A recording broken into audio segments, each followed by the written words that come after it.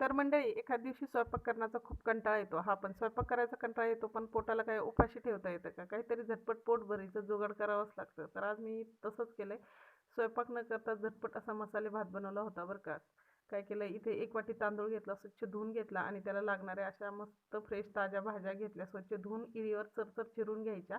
त्यानंतर ठेचलेलं लसूण घ्यायचं, अद्रक लसूणची पेस्ट घ्यायची आणि कुकर गरम करून घ्यायचा गॅसवर. त्यामध्ये मस्त तेल टाकायचं 3 पळी. त्यानंतर जिरे आणि खडे मसाले टाकायचे, तेजपत्ता, 2 मिरे, लवंग.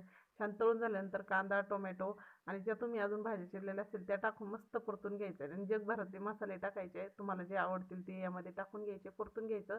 ठेचलेलं लसूण, अद्रक लसूणची पेस्ट छान परतून झालं की यामध्ये हे तांदूळ टाकून मस्त परतून घ्यायचे. थोडंसं पाणी टाकायचं, म्हणजे लागेल तसं पाणी टाकायचं. कोथिंबीर टाकायची, 1 चमचा साधूक तूप टाकायचं, चवीपुरतं मीठ टाकायचं. मस्त 3 शिट्ट्या करून मसाले भात तयार करून घ्यायचं आणि खायला घ्यायचं. जाता जाता सबस्क्राईब करा.